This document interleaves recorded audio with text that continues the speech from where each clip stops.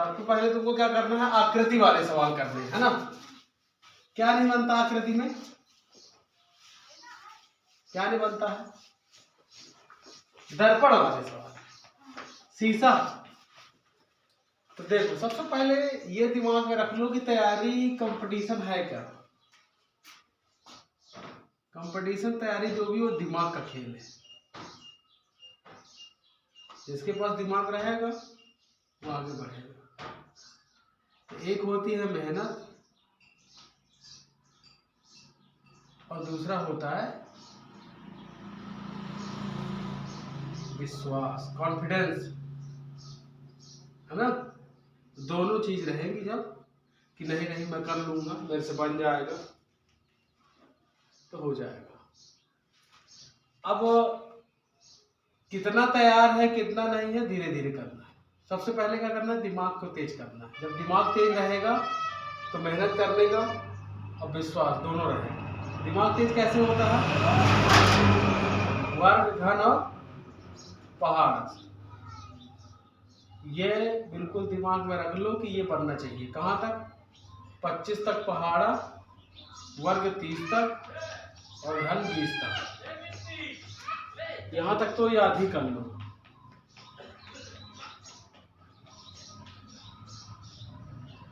दोनों चीजें कंप्लीट है। दिमाग तेज करना है, वर्ग घन पहाड़ा। सुबह उठो, सुबह कितने बजे, 5 बजे। 5 बजे उठो,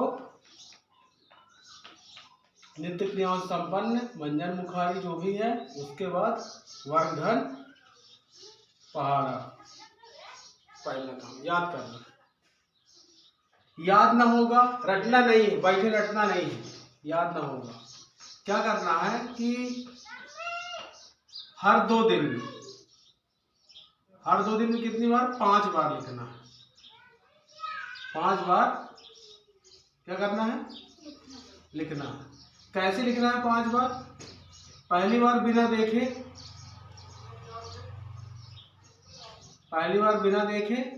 और फिर जो नहीं बनता है उसे देख के लिखना है। जो नहीं बनता है उसे क्या करना है, देख के लिखना है। और फिर क्या करना है, फिर बिना देखे, लिखना है। इस तरह से अल्टरनेट, देखकर फिर बिना देखे, देखकर फिर बिना देखे, और फिर एक बार देख के पूरा लिख लेना। 5 बार करना है हर 2 दिन में।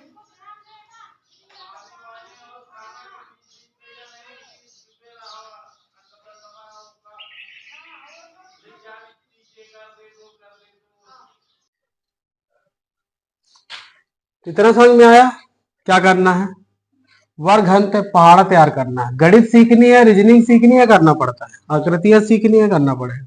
रिवीजन कर, हर 2 दिन में रफ चेक किया, 5 बार लिखा ना मिला। 5 बार मतलब वर्ग 5 बार, घन 5 बार, पहाड़ा 5 बार। तो पहले वर्ग नहीं लिखना है, एक बार वर्ग, एक बार घन, एक बार पहाड़ा, फिर एक वर्ग, फिर घन, फिर पहाड़ा, फिर वर्ग, फिर घन, फिर पहाड़ा। इस बार 5 बार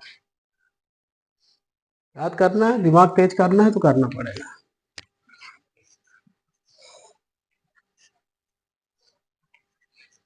तो तुमको कितना आता है मुझको नहीं पता है, मैं गणित से शुरू कर देता हूं, शुरू से जितनी जहां से है, फिर बीच में सिखा देंगे। पहले गणित थोड़ी सीख लो। गणित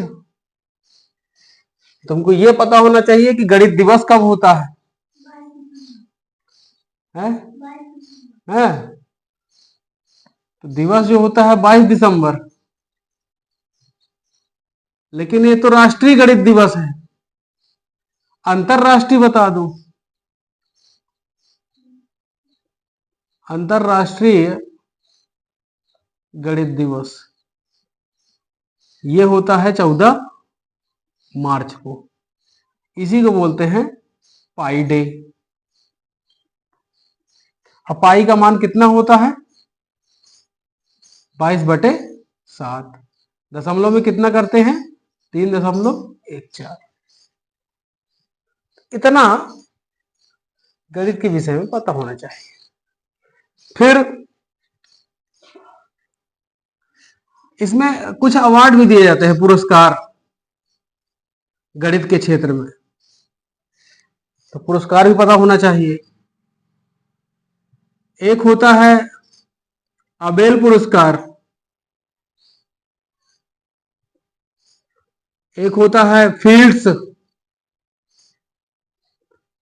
पुरस्कार, अपने भारत में दिया जाता है रामानुजन पुरस्कार।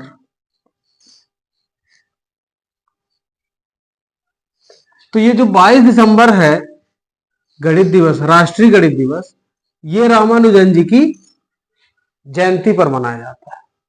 ठीक है, तो याद रखा रहना, रामानुजन की जयंती 22 दिसंबर। अब जो भी तुमको नहीं बनता है वो तुम लिख लेना, अभी नहीं, थोड़ा और भर जाए। तो गणित में 2 पार्ट में मैं इसको बदल देता हूं। पहला पार्ट कहता है कि वास्तविक संख्या, और दूसरा है आभासी संख्या। तो गणित जब शुरू होती है तो अंक से शुरू होती है। कितने अंक होते हैं गणित में? कितने अंक होते हैं? नहीं पता? अरे यार, 0, 1, 2, 3, 4, 5, 6, 7, 8 और 9, ये होते हैं। अंक को इंग्लिश में बोला जाता है कितना? क्या बोला जाता है? डिजिट। गणित को इंग्लिश में क्या बोला जाता है? मैथमेटिक्स।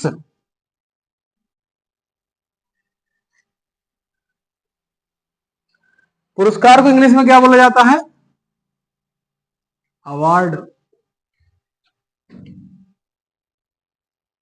वास्तविक संख्या को इंग्लिश में क्या बोला जाता है? Real number.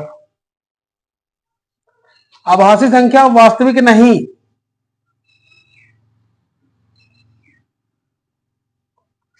आभासी संख्या को दूसरा क्या बोला जाता है? वास्तविक नहीं।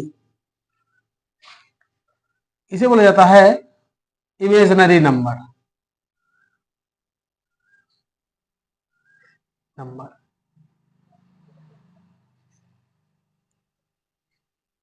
Imaginary number.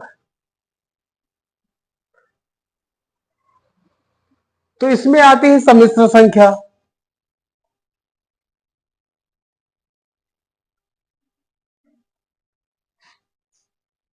जिसमें a प्लस IB का फॉर्मेट होता है। और इमेजिनरी संख्या में एक और है जिसमें I फॉर्मेट बस है, वो होती है आभासी संख्या, जैसे 2i आ जाए। अब I कब बनता है? तो अंडर रूट माइनस, अगर रूट के अंदर -1 आ जाता है तो इसे लिखा जाएगा I। अगर रूट के अंदर -5 है तो इसे लिखा जाएगा 5i। और रूट भी लगा रहे, 5 में रूट रहेगा। और यदि अंडर रूट के अंदर -16 है तो फिर हो जाएगा 4 चौक 16, 4i, इस तरह से। तो तुमको पता होना चाहिए कि I फॉर आयोटा, I का फुल फॉर्म क्या है? IOTA, iota. आभासी संख्या, वास्तविक नहीं, इमेजिनरी नंबर। सम्मिश्र संख्या का मतलब है वास्तविक भी और आभासी भी। आभासी जब आभासी तभी बोलेंगे, वास्तविक नहीं तभी बोलेंगे जब I लगा रहेगा। ये वास्तविक संख्या है, रियल नंबर। 2i लगा है, आयोटा है, आयोटा क्या है? वास्तविक। रूट अंडर रूट -1 का मान I हो जाता है, -5 है, 5i, इस तरह से। तो हम लोगों को ये नहीं पढ़ना है, ये कभी नहीं पढ़ना है। ये कब पढ़ेंगे? 10वीं, 11वीं, 12वीं और आगे की कक्षाओं में। तो मैंने तुमको बता दिया कब, ठीक है। जब कोई कभी चर्चा करे तो कहते सब पता है मुझे, तुम अब एकट संख्या जानते हो वास्तविक, अब जानते हैं। तो इसको अभी नहीं पढ़ना है, कक्षा 5 में हो, अभी नहीं पढ़ना है, बता दिया है ताकि तुम्हें पता रहना चाहिए कि गणित दो भागों में विभाजित होती है, एक होती है वास्तविक संख्या, एक होती है आभासी। वास्तविक में सब आता है, अब यहां से शुरू होगा। वास्तविक में सब आता है, शुरू कर। पहली है प्राकृत संख्या, इसमें भी इसको रियल नंबर में भी तोड़ देते हैं और ब्रेकआउट कर देते हैं इस तरह से। परिमेय संख्या और अपरिमेय संख्या।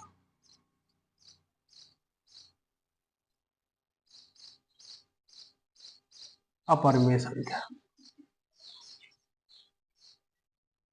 इस तरह से फिर चलता है। अब अपरिमेय संख्या में देखते हैं क्या क्या होता है। तो तुमने सुना होगा प्राकृत संख्या, तुमने सुना होगा पूर्ण संख्या,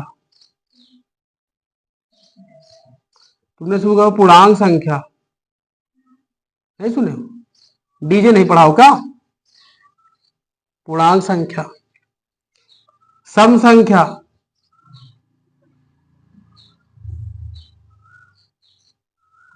विषम संख्या,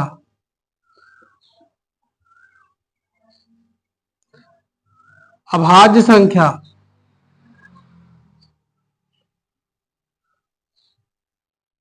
भाज्य संख्या,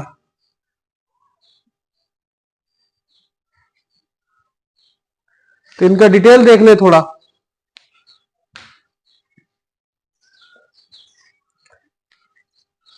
तो परिमेय संख्या को लिखा जाता है P बटे Q के रूप में,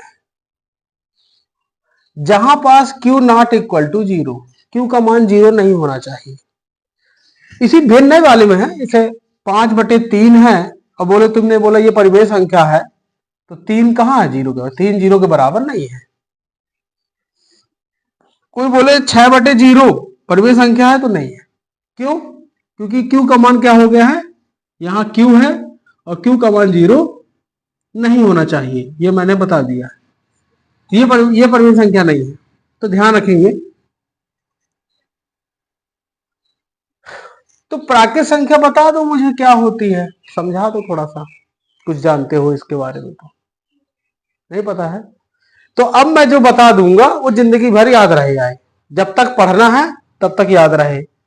कहीं भी कभी भी पूछ लिया नहीं बनेगा तो छुट जाओगे, इसलिए ध्यान रखना, जो बता दे रहा हूं उसको याद रखना। प्राकृत संख्या 1 से शुरू होती है और अनंत तक जाती है, इसको बोलते हैं अनंत। ये जो सिंबल बना दिया है ये अनंत है, बहुत दूर तक, पता नहीं कहां तक, अनंत, इनफाइनाइट बोलते हैं इंग्लिश में। तो प्राकृत संख्या 1 से शुरू होती है और अनंत तक जाती है। पूर्ण संख्या, पूर्ण संख्या के बारे में पता है? कुछ नहीं पता है। आभास संख्या पता है, बता दो वाला आभास संख्या क्या होती है, ऐसे बैठ के।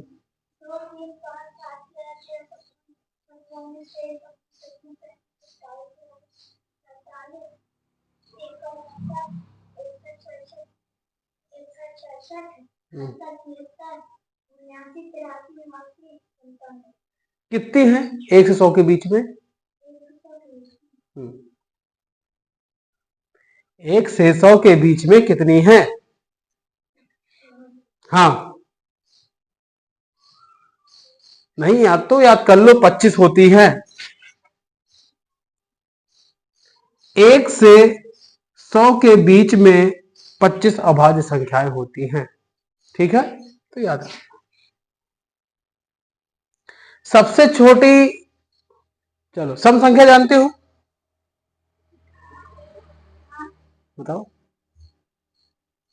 बताओ ना क्या है सम संख्या। सम संख्या बताओ ना, सम संख्या कैसे जानेंगे कि ये सम संख्या है? जैसे 23/52, 52 में 23 तो क्या ऐसे नहीं है सम संख्या, बैठ जाइए। तो पूर्ण संख्या नहीं पता है। अगर प्राकृत संख्याओं में जीरो लगा दिया जाए तो पूर्ण संख्या बन जाती है। जीरो सहित प्राकृत संख्या को पूर्ण संख्या बोला जाता है, होल नंबर।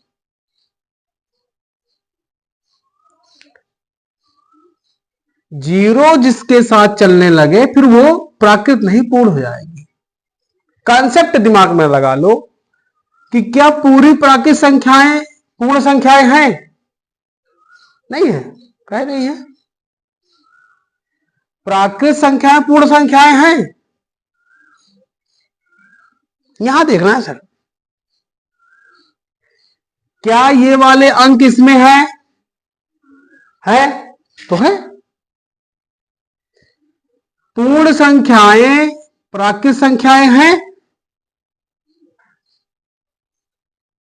इस तरह के प्रश्न बनते हैं, कठिन सवाल, बेसिक बेसिक जानकारी पूछी जाती है, वहां याद नहीं रहती किसी को मतलब है नहीं है, न कोई समझाता है न कोई सिखाता है। सभी पूर्ण संख्याएं प्राकृत संख्याएं नहीं है। क्यों नहीं है? क्योंकि इसमें जीरो है और इसमें जीरो नहीं।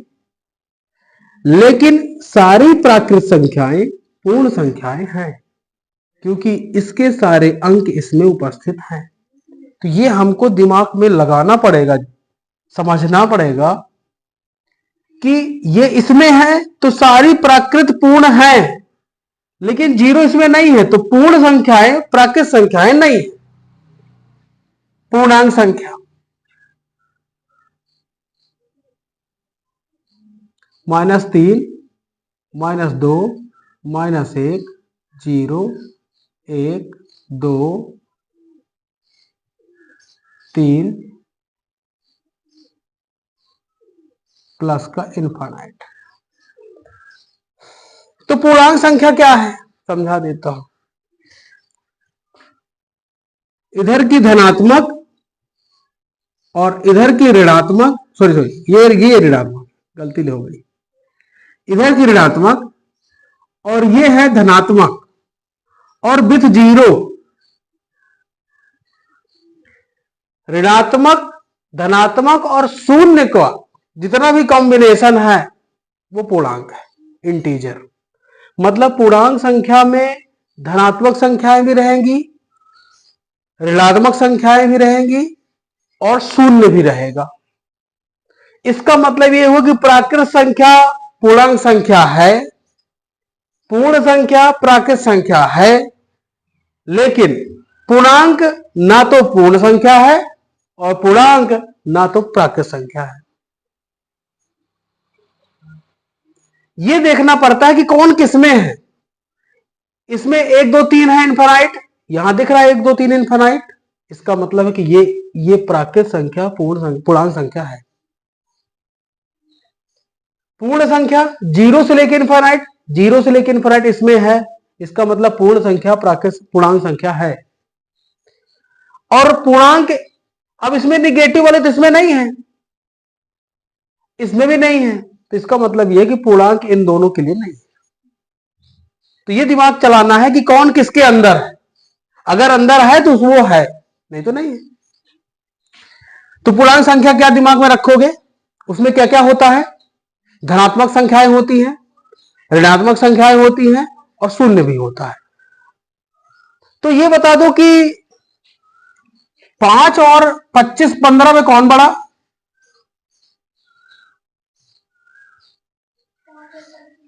5 और 15 में कौन बड़ा?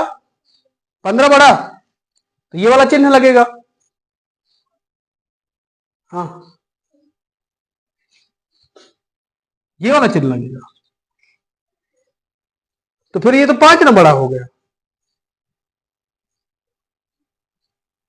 हमको तो 15 बड़ा करना है ना, तो चिन्ह कौन सा लगा है?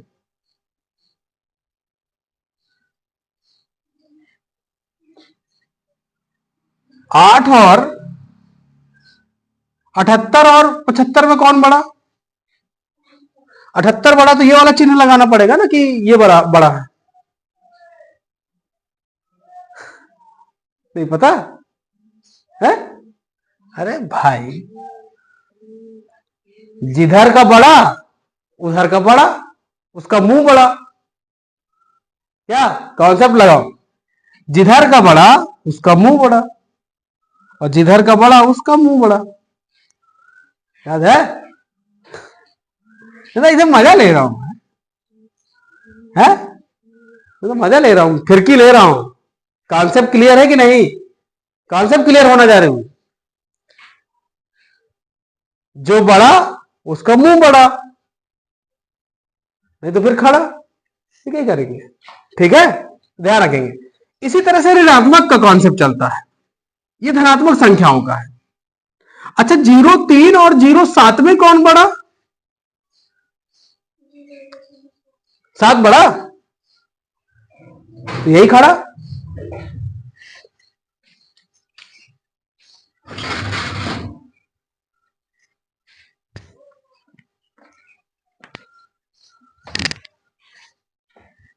ठीक है,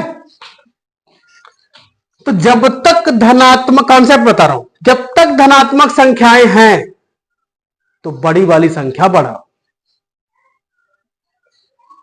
5 और 8 दोनों धनात्मक संख्याएं हैं तो बड़ी वाली संख्या बड़ी, उसका मुंह बड़ा।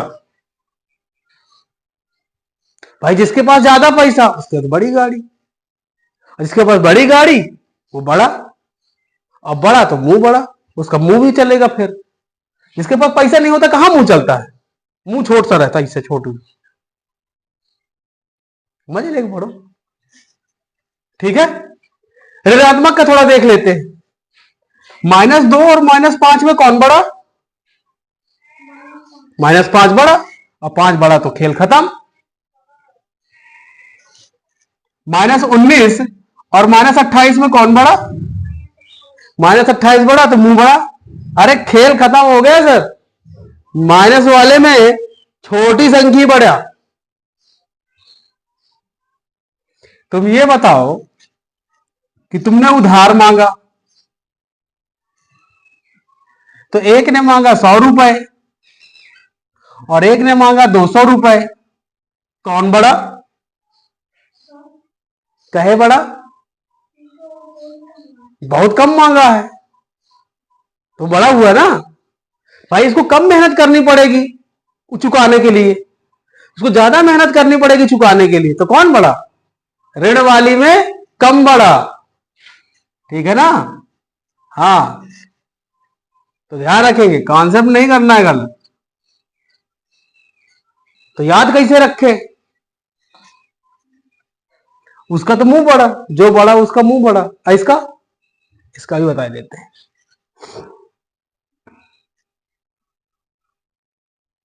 ये है संख्या रेखा।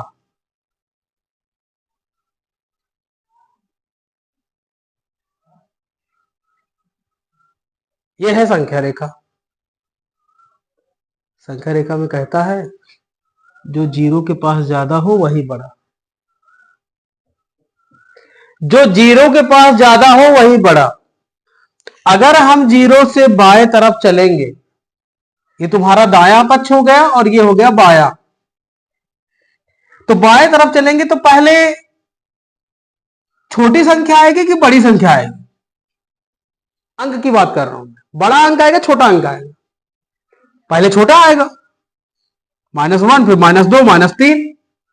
तो जैसे जैसे इधर बढ़ते जाओगे अंक तो बढ़ता जाएगा, ऋण ऋण तो लगा हुआ, माइनस तो लगा। तो जो 0 के पास रहेगा ना वही बड़ा, जो 0 के पास रहेगा वही बड़ा। तो अब समझ लो कि अगर मैंने पूछा है -12 और -15, सॉरी -30, कौन बड़ा? कहे बड़ा? क्योंकि 12 पहले आएगा फिर 30 आएगा। क्लियर है? तो 30 12 0 के ज्यादा पास में है। ये जो 12 है, सॉरी जो -12 है 0 के ज्यादा पास में है, और -30 दूर होगा। जो दूर होगा उसको टाइम लगेगा पहुंचने में, ज्यादा मेहनत करनी पड़ेगी ना, उधार मांगा था जो। तो ध्यान रखे रहेंगे, ऋण वाले में कौन बड़ा? जीरो के पास वाला बड़ा। धन वाले में जो बड़ा उसका मुंह बड़ा। तो -3 और 12 में कौन बड़ा? क्यों? अरे ये शून्य के पास है तो ये तो धनात्मक है ना, इनके पास पैसा ज्यादा है, ये तो किसी से मांगे ही नहीं, इनके जेब में पैसा है भाई साहब, ये तो मांगे हैं, 3 रुपया मांगे उधारी, या 3 माइनस लग रहा है तो उधारी, तो ये तो वैसे ही बड़ा है। धन और ऋण में जो धन वाला है वही बड़ा। क्लियर है? 0 और -5 में कौन बड़ा? कौन बड़ा? अभी तुमको भी सिखाते हैं कौन बड़ा। चलो बता, कौन बड़ा? अरे 0 बड़ा भाई, ये तो 0 के पास में है, ये तो 0 में है, हैं? ये तो 0 के पास में है, ये 0 ने भाई, इसलिए बड़ा। हम किसी से नहीं मांगे हैं, हमारे पास पर्याप्त है, उधारी नहीं है। क्लियर है? हाँ, और डीजे को सिखा देना है। पता ही ना चलेगा भाई कि कहां बोली भी मानना हो, है? बन जाएगा। बहुत बेसिक से बता रहा हूं, मतलब ये बिल्कुल 0 लेवल, जहां शुरू होती गणित। सम संख्या, अब यहां से क्या होता है, अब अलग होना शुरू हो जाता है।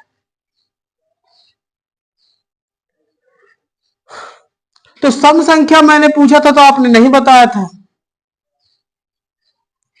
सम संख्या वो संख्या होती है जिसका इकाई अंक 2, 4, 6, 8 और 0 हो। इकाई अंक तो आपको पता होना चाहिए, इकाई दहाई सैकड़ा क्या होता है। अगर मैं ये कहूं कि 500 757 लिखा है तो गिना जाता है इकाई दहाई सैकड़े पे साथ, है ना? हाँ, अच्छा, चलो मेरे को भूल आ गया था, ठीक है। तो यहां से इकाई दहाई और सैकड़ा, मतलब तुमको यह पता है कि इकाई इधर देखी जाती है ना? तो जिस इकाई अंक जो भी संख्या लिखी है, अगर उसका इकाई अंक 2, 4, 6, 8, 0 है तो वह पूरी संख्या सम संख्या होगी। तो क्या यह सम संख्या है? क्यों नहीं है? नहीं है। तो ध्यान रखेंगे, जिस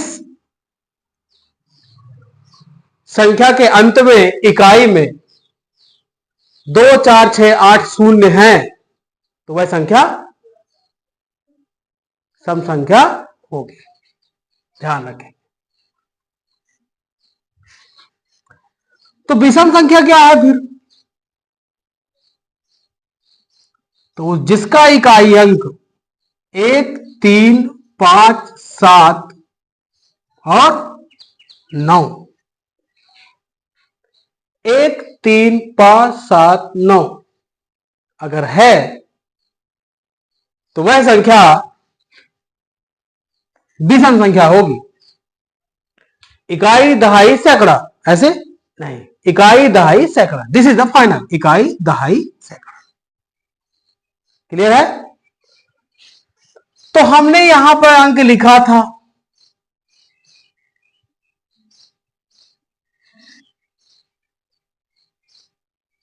और उन्हीं अंकों को हमने अलग अलग यहां कर दिया, सम संख्या और विषम संख्या के लिए। ठीक है? धीरे धीरे बेसिक बढ़ रहा है। इकाई, अभाज्य संख्या, अभाज्य संख्या, सम संख्या, विषम संख्या सब अनंत है, लेकिन यहां इकाई अंक फिक्स है। जिनका इकाई, अब ये ना मान लेना कि 2 4 6 8 0 सम संख्या है, ये नहीं मैं कह रहा हूं, मैं इकाई अंक कह रहा हूं कि जिस संख्या का जब बहुत बड़ी हो, बहुत बड़ी हो, इकाई अंक 8 है मतलब सम संख्या है। ये नहीं कि मेरे सर जी बताए थे 1 3 5 7 9 विषम संख्या है, मैं ये नहीं बताया, मैं ये बता रहा हूं कि जिस संख्या का इकाई अंक 1 3 5 7 9 होगा वह संख्या विषम संख्या होगी। अभाज्य संख्या, अभाज्य संख्या देख लो क्या है, 2 3 5 7 9 11 13 और आगे 17। तो इस तरह से इनफाइनाइट है, अनंत है अभाज्य संख्याएं। लेकिन अभाज्य संख्याएं बताओगे कैसे, समझाओगे किसी को कैसे? अगर किसी ने पूछा कि अभाज्य संख्या क्या है तो क्या बताओगे? किसी ने इसकी परिभाषा पूछी है तो कैसे बताओगे कि अभाज्य संख्या किसे कहते हैं और क्या है? नहीं बता पाओगे? कोई बात नहीं, मैं बता देता हूं, मैं बता दूं, उसके बाद फिर न भूले, एक आध 2 घंटा बाद फिर चटका के पूछ लूंगा, कहूं था तो भूले ना। देखिए, अभाज्य संख्या वह संख्या होती है जो या तो 1 से भाग जाए या तो फिर स्वयं से भाग चला जाए, वह संख्या अभाज्य संख्या होती है। जिस संख्या में एक और स्वयं के अलावा किसी से भाग ना जाए वह संख्या अभाज्य संख्या है। 17 में भाग दो ना, किसका भाग जाएगा 17 में? तो उसमें 1 से भाग जाएगा या फिर 17 से जाएगा, दोनों से जाएगा। 1 से भाग, एक 17 हम 17, 1 3 3, 1 4 4, 1 17 हम 17। तो अभाज्य संख्या जो होती है उसमें 2 संख्याओं से भाग जाता है। किससे किससे? एक और स्वयं से, ठीक है। स्वयं संख्या से भाग जाएगा या फिर 1 से भाग जाएगा।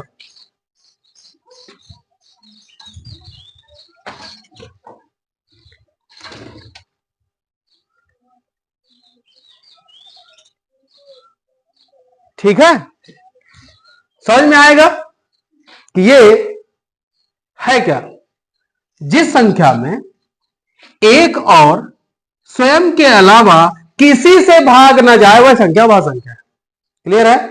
अभाज्य संख्या को इंग्लिश में बोलते हैं प्राइम नंबर।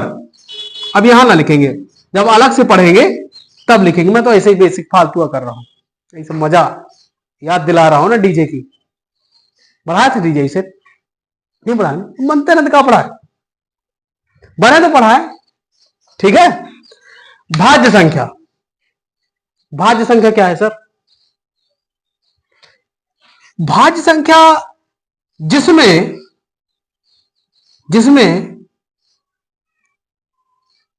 कम से कम 3 संख्याओं से भाग हो जाए।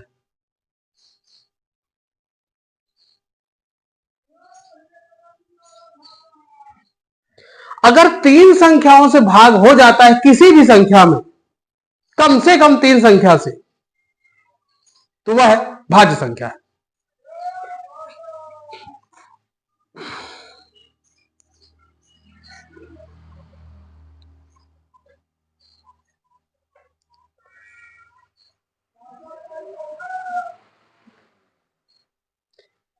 भाज्य संख्या कम से कम 3 संख्याओं से भाग जाएगा, जैसे 15 नहीं 4 देख लो भाई, 4, 1 से जाएगा, 2 से जाएगा और 4 से भी जाएगा। ये 3 संख्याओं से विभाजित है, इसलिए ये भाज्य संख्या है। 9 1 से जाएगा, 3 से जाएगा और 3 संख्या से विभाजित है, इसलिए ये भाज्य संख्या है। तो उदाहरण बताओ 2 ठो भाज्य संख्या।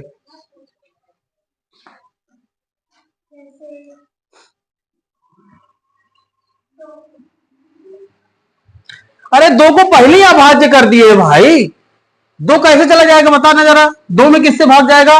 1 से जाएगा, 2 से आएगा, इसके अलावा 3 संख्या से भाग होना चाहिए। क्या समझ रहे थे अभी तक? अरे 2 पहले ना भाज्य भाई, यहां लिखा हुआ तो भाज्य में कैसे हो सकता है? ना ही हो सकता है। और दूसरी संख्या बताओ। अरे 9 तो मैंने ही बता दिया है, 2 अलग से बतानी है। अरे इतनी सारी संख्याएं हैं, 12, 15, 18, 20। अरे जिनका नाम यहां नहीं ले रहे वो सब यहां आ गई। छोड़ रहे थे ना बीच बीच में संख्याओं को, वो कहां जाएंगी? ससुराल। 6 में किससे किससे भाग लगेगा? 1 से, 2 से और 3 से और 6 से। 4 संख्याओं से भाग जा रहा है। हमको ये नहीं करना है कि 3 संख्याओं से ही जाए, कम से कम 3 से जाए, ज्यादा से जाता रहे। 4 से जा, 5 से जा, 6 से जा, मुझे मतलब नहीं है। 3 संख्या से भाग चला जाना चाहिए, 3 से ज्यादा से जाता रहे, कोई दिक्कत नहीं। देखो ना यहां 12, 1 से, 2 से, 3 से, 4 से, 6 से और 12 से। इतनी संख्याओं से भाग जा रहा है। 3 संख्याओं जा रहा है, 3 से ज्यादा से जाता रहे तो जाने दो। हम तो पहले जान जाएंगे 3 से चला गया मतलब भाज्य है, कंपोजिट नंबर है। क्लियर है? अभी सब लिखवाऊंगा ना, तो मैं ऐसे ही रिवीजन करा रहा हूं, माहौल बना रहा हूं। जो लिखना है लिख डालो, पूरा छाप डालो। क्लियर है?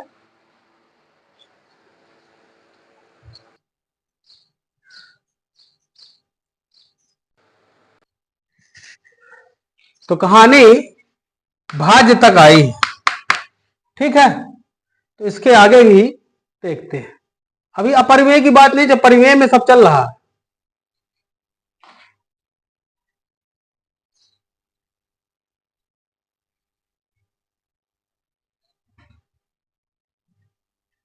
ये तो लिख लिया होगा है ना उधर, ये भी जीके वाले पोर्शन में लिख लिया गया है।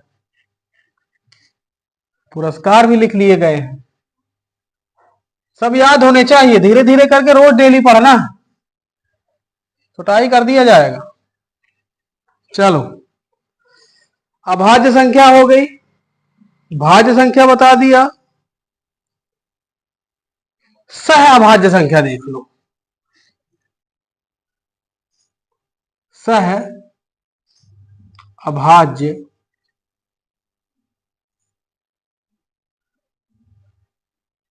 संख्या। सह अभाज्य संख्या क्या है? अगर एक भाज्य संख्या हो और दूसरी अभाज्य संख्या हो, जिनका महत्तम 1 होता है, HCF, जिन दोनों के गुणनखंडों में सिर्फ 1 कॉमन हो, जैसे 2 गुणे 2 गुणे 1 और 5 गुणे 1, तो दोनों में कॉमन है सिर्फ 1, वो होता है HCF। ऐसा नहीं कि 4 और 6 ले लिया, गलत हो जाएगा। इसलिए बोला सह अभाज्य। अभाज्य के साथ कोई दूसरी संख्या आ जाए, अभाज्य संख्या के साथ दूसरी संख्या आ जाए, तो वह क्या होगी? सह अभाज्य संख्या। तो ध्यान रखे रहना है, कि HCF एक हो दो संख्याओं का, दो संख्याओं का HCF एक हो। HCF तो पता है ना, महत्तम, महत्तम। ठीक है, ये हो जाएगा सहवास संख्या।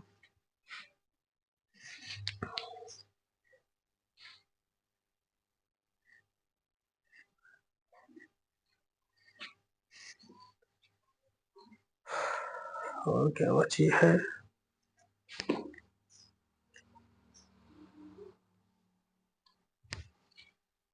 लगभग हो गई है। और आगे देखते हैं वर्ग संख्या। वर्ग संख्या पता है? नहीं पता? वर्ग संख्या नहीं पता है? वर्ग संख्या नहीं पता? अरे यार, दो संख्या का संख्या में गुणा, संख्या का संख्या में गुणा वर्ग संख्या कहलाती है। कहां तक याद है? 22 तक। 21 का बताओ, 22 का,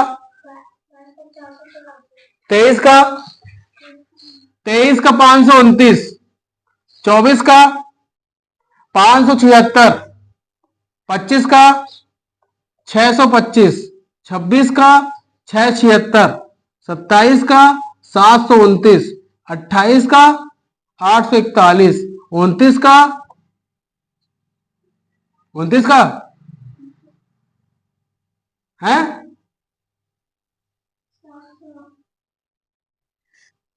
729, 784। अब आएगा 841, 30 का हो जाएगा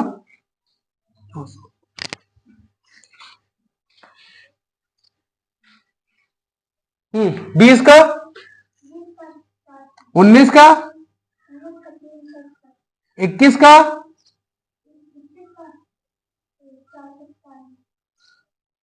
22 का, 23 का, 24 का, 25 का। अब देखो गेम कैसे करना है, समझना। 26 का याद रखने के लिए ये देखो, 2 बार 4, 2 बार 5, यहां समझो ठीक से, 2 बार 4, 2 बार 5, तो अब 2 बार 6 ना आएगा, तो यहां भी 6 आ जाएगा। अब 25 से ऊपर क्या आया था? 76। ये हो गए। अब 2 बार 7 आएगा, 27 और 28, तो ये तो याद होगा कि 7 आएगा दोनों में। भाई 21 22 में 4 है यहां, 23 24 में 5 है यहां, तो 25 26 में 6 होगा यहां, तो है। अब 27 28 में 7 होगा यहां, 7 है, तो 76 तो आ गया था, ये 76। अब 76 के ऊपर क्या है? 29, 2 अंकों में, तो यहां आ जाएगा 29। 29 के ऊपर क्या है? तो यहां आ जाएगा 84। अब 7 हो गया तो 8 आएगा, तो 84 के ऊपर क्या है? तो यही तो लिखा है। याद नहीं है तो बन सका थे भाई, याद नहीं तो बन सकता है ना। कहां तक बनता है? 22 तक। तो 23 का लिख लो 529, 24 का लिख लो 576, 25 का लिख लो 625, 26 का अब यहीं से ऊपर चले जाओ, 26 का लिखना था, तो यहां 2 to 5 हो चुके, तो 2 6 आएंगे, तो 1 6 और आएगा। अब 25 के ऊपर 76 है, 76। अब 2 बार 7 आएगा, 27 और 28 में 7 आया, तो 7 लिख दिया। अब 76 के ऊपर क्या था? 29 था, तो यहां 29 पहना दिए। और 29 के ऊपर क्या था? तो 29 में 84 था, तो यहां 84 लगा दिए। अब 2 बार 7 हो गया, अब 2 बार 8 आना था, तो एक ही यहाँ 29 है बस है, तो 29 के लिए 8 आ गया। और 84 के ऊपर क्या 41 है, तो यहाँ 41 पहना दिए। याद क्या करना, बता दे रहा डी, ये तो जान जाऊंगा।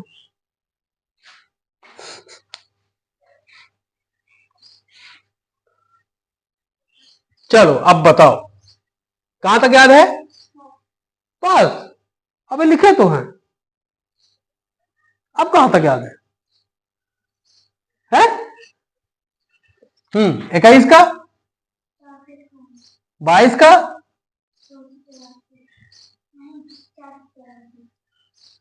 23 का,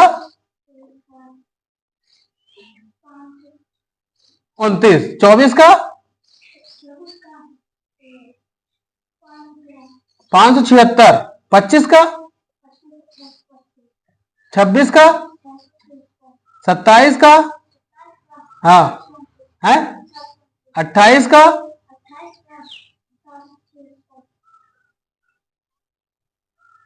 28 का, कैसे 76 भाई, कहां लिखा 76? 29 के ऊपर 76 लिखा है, तो 84 लिखा था, क्या नहीं बोल रहा है? फालतू जानबूझ के गलत कर रहा है। हाँ यहां 30 का,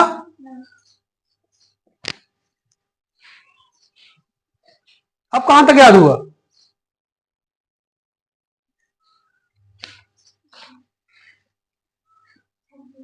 चल बता, 21 का, 22 का, 23 का, 24 का,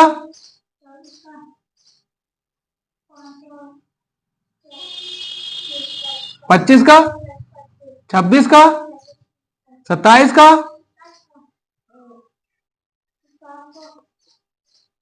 क्या रे पगला है, कहां 725 लिखा है?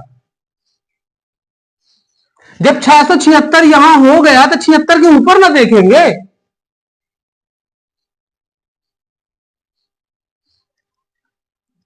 यहां तक तो याद करना है, फिर कॉन्सेप्ट लगाने हैं कि 2 4 है, 2 5 है, अब 2 6 बनाना, तो 1 6 तो लिखा है, 1 6 और आएगा। अब 25 के ऊपर क्या लिखा है, तो 76। अरे यहां से याद रखी रहूं ना, 6 6 मतलब 76। हाँ 27 का, हाँ 729, 28 का,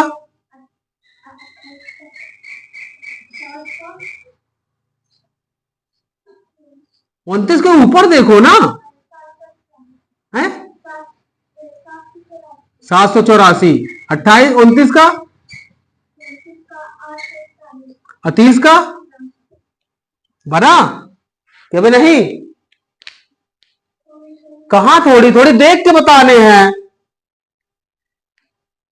देख के नहीं बता पा रहे हो?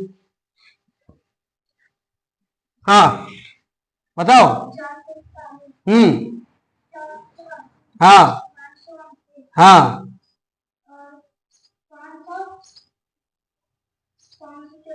576। अरे यहां देखो ना, 4 का वर्ग कितना होता है? 16 की इकाई कितनी? तो 6 याद रखे रहो ना, याद क्या नहीं रहे? कॉन्सेप्ट क्लियर नहीं कि किसकी इकाई में क्या आना है। यहां कितना 7 कितना लिख, 7 का वर्ग, हाँ 49 की इकाई कितनी है? तो गलत होगा ना करेगा, जब तुमको पहले से पता है कि 7 है तो इकाई 9 आई, तो गलत कहे बोले हम? यहां कितना लिखा है इकाई में? 9 का वर्ग 81 की इकाई, तो गलत कहे बोलेंगे फिर? इकाई में एक गलत, एक एक कहे बोल देंगे हम, एक के अलावा। तो ध्यान रखने, बोलते टाइम इकाई में कहा जा रहा है, अंक क्या है सब देखा। इकाई अंक कितनी? इकाई अंक 8 का वर्ग, इकाई अंक, तो गलत बोलेंगे कहे हम? जब 4 हमको पहले से पता है कि जहां 8 आता है उसका वर्ग में इकाई अंक 4 होता है, तो हम कहे गलत बोले? ध्यान रखना है।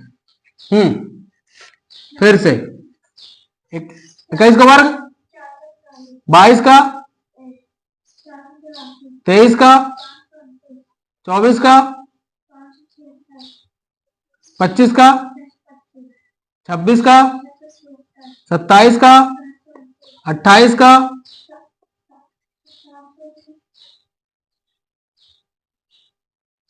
तुरंत देख लो ना कि 29 के ऊपर क्या लिखा है।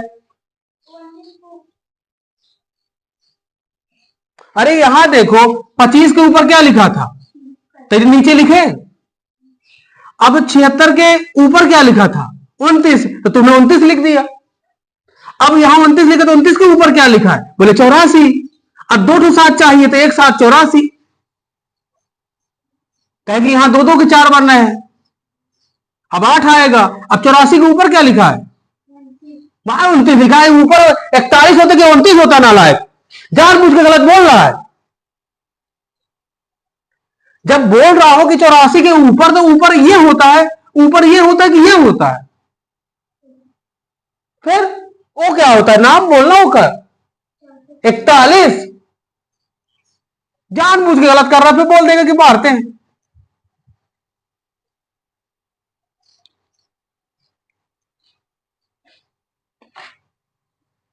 अगर बात ये बात ना फिर पिटाई हो जाएगी, तो बाद में कह देना। हाँ 41, 84, 529, 576, 625, 676। अब देखते चलना कि दिमाग के ऊपर लगाना है। हाँ 729, 784, 841, 900, होएगा, खेल खत्म। करने का है, पढ़ा ही नहीं गया ना, लिखा ही नहीं गया, लिखता ही नहीं है कोई। 10 बार लिखो ना तो रट जाएगा।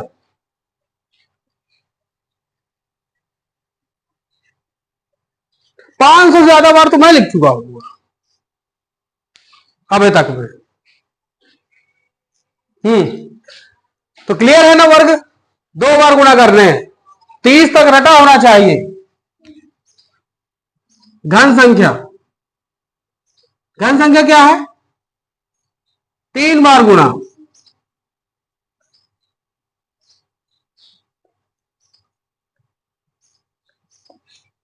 तीन बार गुणा, तो क्या हो जाएगा, संख्या की घात में 3।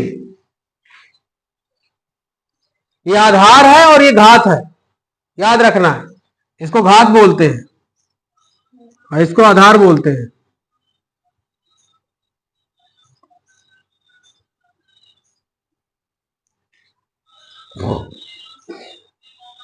बनेगा, कहां तक घन बनते हैं, कहां तक याद करना है, 20 तक। बताओ तो फिर 7 का, 8 का,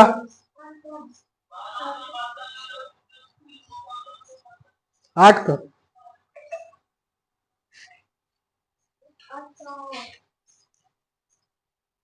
जल्दी बताओ, 8 का, 9 का, 1 का 1 होता है, 2 का 8 होता है, 3 का 27 होता है, 4 का 64 होता है, 5 का 25 होता है, 5 का 125 होता है, 6 का 216 होता है, 7 का 729 होता है, 8 का 941 होता है, हाँ 529 कि 512 है, नारायण। चल 9 का 1000 होता है, 729 होता है, और 10 का 2000 होता है, हाँ है 10,000, 1000। मैं 3 बार गुणा करना है यार, बन जाएगा। चल आगे करें। 11, 11 का 1331, 12 का 1728, 2197, 2744, 15 का 3375, 16 का 40 96, 17 का 49 13, 18 का 58 32, 19 का 68 69 और 20 का 8000। 3 बार जल्दी जल्दी पढ़ पूरा।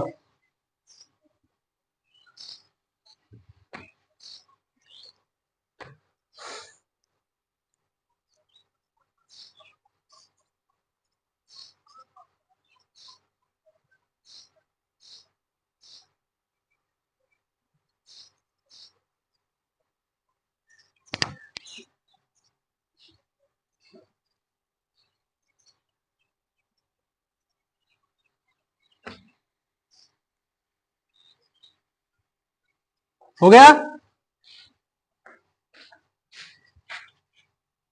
चल 11 का 13 31, 12 का 17 28, 21 97, 27 44, 33 75, 16 का 40 96, 17 का 49 13, 18 का 58 32, 19 का 68 59 और 20 का 8000। चल 1331, 17 28, 21 97, 27 44, 33 75, 40 96, 17 का 49 13, 18 का 58 32, 68 69 8000। ये कितना का आया? 10 बार लिखो ना, याद हो जाएगा। चल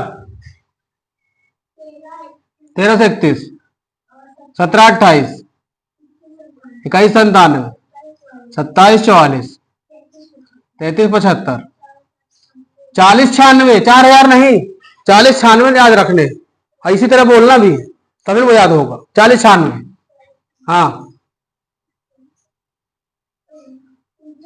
49 13, 58 32, 68 69 8000। क्लियर?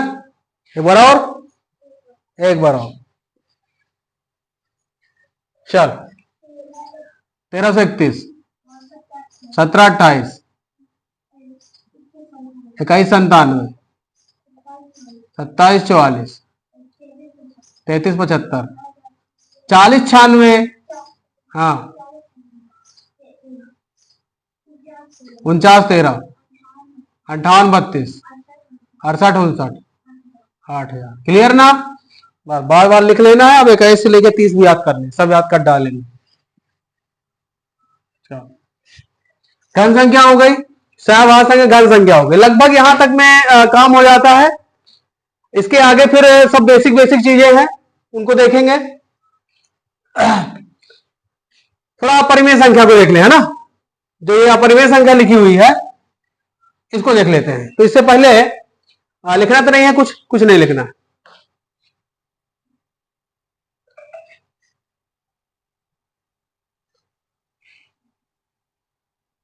तीन हो गए। इसी के बराबर लिख दो आधार, और यहां जो होता है उसे बोलते हैं घात। इस तरह हो गया। इसे यहां डब्बा बना के लिख देना। घन संख्या हो गए ना, वर्ग हो गया, सब हो गया, लगभग हो गया। थोड़ी बहुत चीजें हैं छोटी मोटी है तो उनको बाद में करेंगे। पहली ड्रोम संख्या बोलते हैं। लिखना तो लिख लो। पहली ड्रोम संख्या, पहली ड्रोम संख्या ऐसी होती है, आगे से बढ़ो चाहे पीछे से, एक ही होता है। आगे और पीछे से पढ़ने में एक जैसा, एक जैसी संख्या।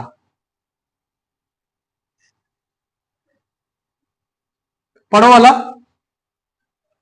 अरे वहीं से बैठ अरे वो नहीं, ये संख्या पढ़ो ना, क्या लिखा है इधर से पढ़ो वाला, इधर से पढ़ो वाला, इसको पढ़ो वाला।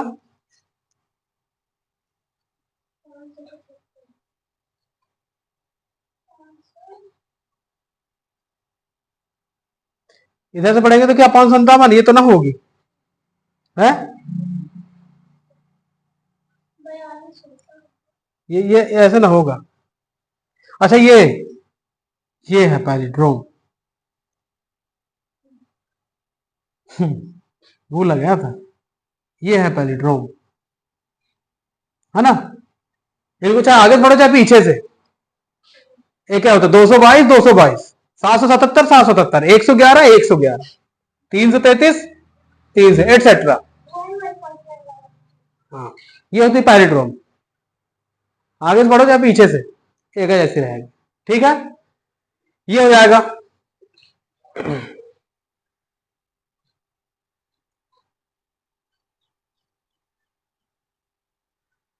बन जाएगा। इसको लिख लो, पहले इसको लिख लो, फिर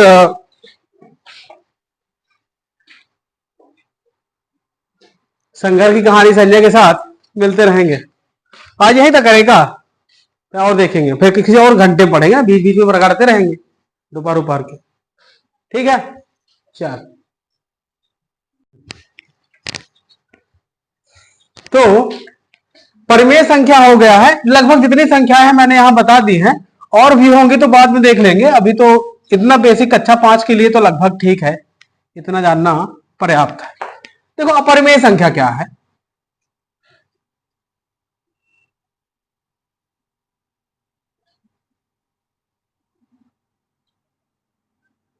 अपरिमेय संख्या इर्रेशनल नंबर बोलते हैं।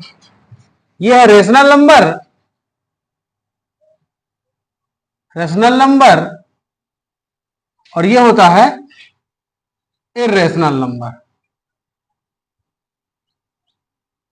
ठीक है, इर्रेशनल नंबर। अपरिमेय संख्या, तो अपरिमेय संख्या है क्या।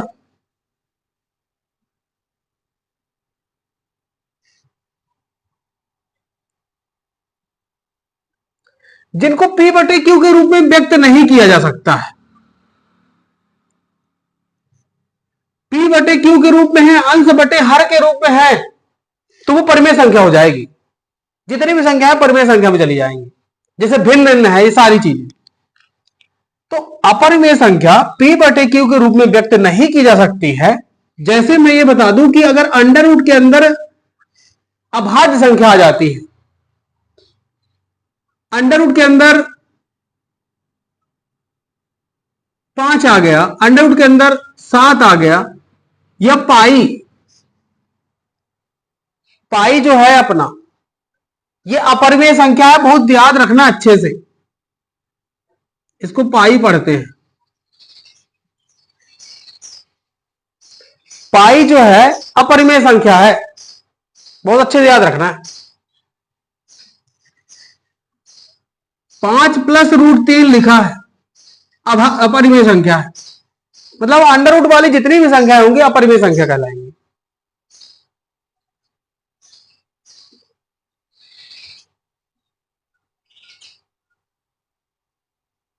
तो बहुत दिमाग से खेलना पड़ेगा कि अपरिमेय संख्या जो होती है वो ऐसी संख्या है जिसे परिमेय संख्या के रूप में व्यक्त नहीं किया जा सकता है, वो अपरिमेय संख्या कहलाती है। और परिमेय संख्या के रूप में व्यक्त नहीं कर सकते, इसका मतलब यह है कि P बटे Q के रूप में नहीं लिख सकते हैं। अगर P बटे Q के रूप में नहीं लिख सकते हैं तो वो फिर संख्या अपरिमेय संख्या होगी। जैसे 5 plus root 3, 7 minus root 11, under root के अंदर ये समझो कि अभाज्य संख्या आ जाए तो वो अपरिमेय हो जाती है। अभाज्य संख्या याद रखे रहो, बस हो गया।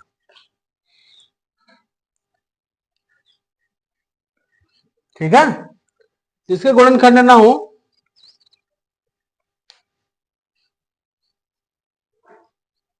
बन जाएगा। अभाज्य संख्या का खेल है और कुछ नहीं। और एक क्या है, एक ना तो भाज्य है और ना ही अभाज्य। ये क्लियर है? एक विषम संख्या नहीं है क्या, एक विषम संख्या नहीं है। अभी उसमें पिछले पिछले वाले में लिखा है मैंने कि इकाई अंक 1 3 5 7 9 है, एक विषम संख्या नहीं है। मैं ये बता रहा हूं एक ना तो भाज्य है और ना ही अभाज्य है। क्लियर है?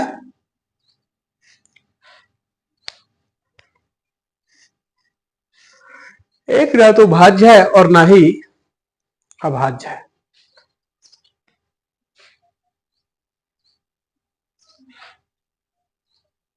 बन जाएगा?